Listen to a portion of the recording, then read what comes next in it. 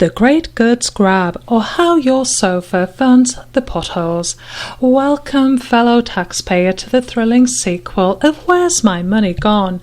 This episode focuses on the moment the council decides your heartfelt letters and creative excuses simply aren't paying for the mayor's new goldfish pond.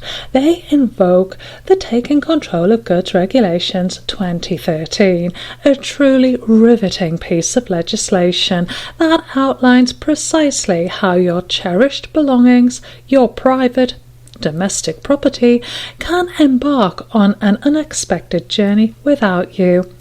And for those in the know, those Taking Control of Goods Regulations 2013 are commercial rent. And bless our cotton socks for thinking like real true legal beagles. You see, those regulations do indeed cover things like commercial rent, arrears, recovery, or CRA, for those who are in the know, who probably also enjoy reading the phone book. But here's the hilarious punchline. Council tax is not commercial rent.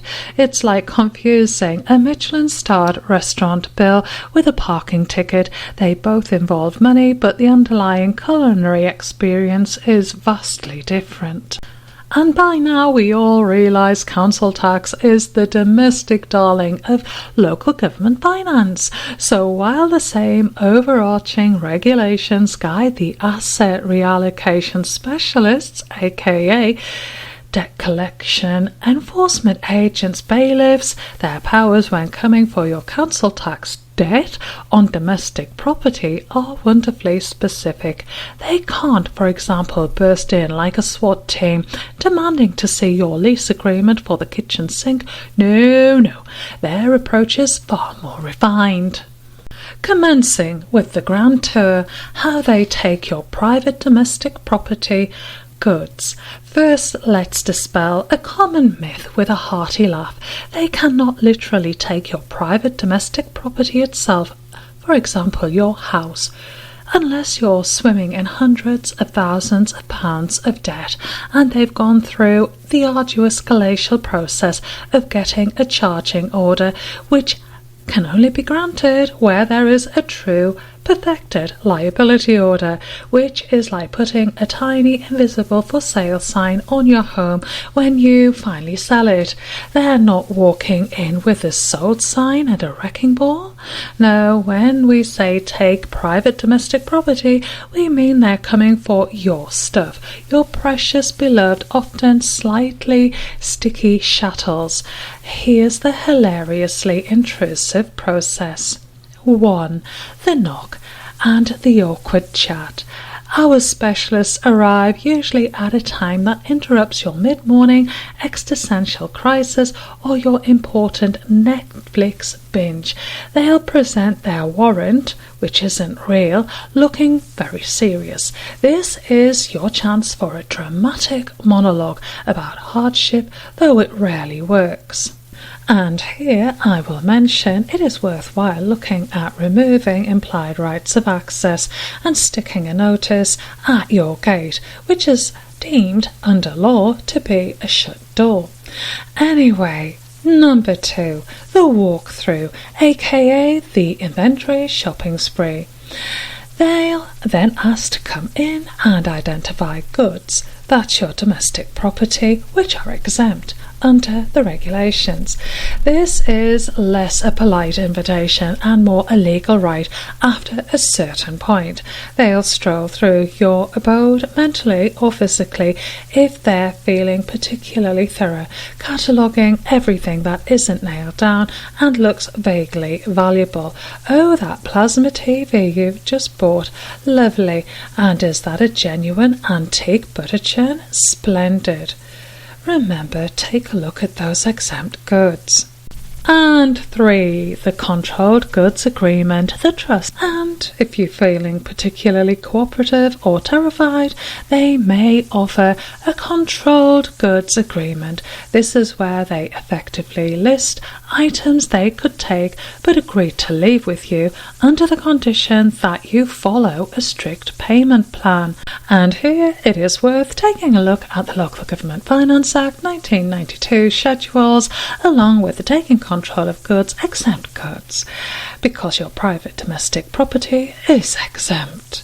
And bully boy bailiffs tend to ignore the regulations. It is like they're saying, we trust you with your own possessions for now. It's peak passive-aggressive legal fun. Number 4. Lastly, the seizure, the great escape. If no agreement is reached or broken, then they have the power to return and seize items. This is where your beloved possession might just vanish into the back of a van, destined for a truly depressing auction house where it will fetch roughly 10% of its perceived value. Though you can't have this list exempt goods, the tiny silver lining. Now for the truly comedy gold, the list of exempt goods. These are the items so fundamentally essential to your existence that even the most hardened asset reallocation specialist cannot legally snatch. It's a short but fiercely guarded bastion of dignity. However, if you've let them in and you signed that agreement, well, you've signed away your rights to keep and retain your domestic property. So, let's look at Regulation 4 of the Taking Control of Goods Regulations 2013. The following are generally off limits. Brace yourself for the mirth. Such tools, books, vehicles and other items of equipment as are necessary for use personally by the debtor in the debtor's employment, business, trade, profession, study or education. Such clothing, bedding, furniture, household equipment, provisions and utensils as are necessary for satisfying the basic domestic needs of the debtor and every member of the debtor's household. This is where it gets truly hilarious. Your threadbare sofa with suspicious stains, probably safe. Your designer chaise lounge, possibly on the chopping block. Your single chip coffee mug, absolutely essential.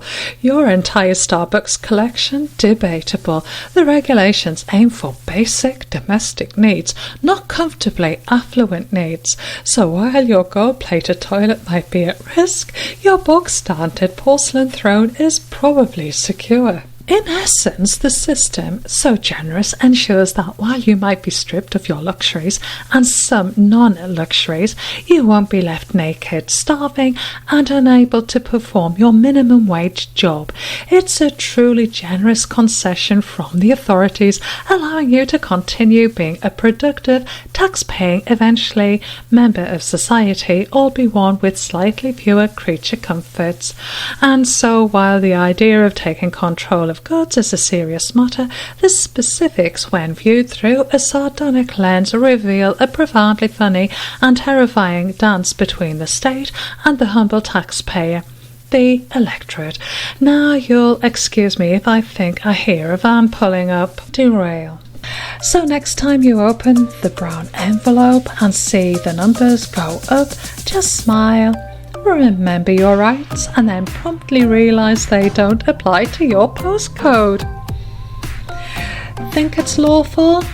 Think again, then double check, then ask for the signed liability order.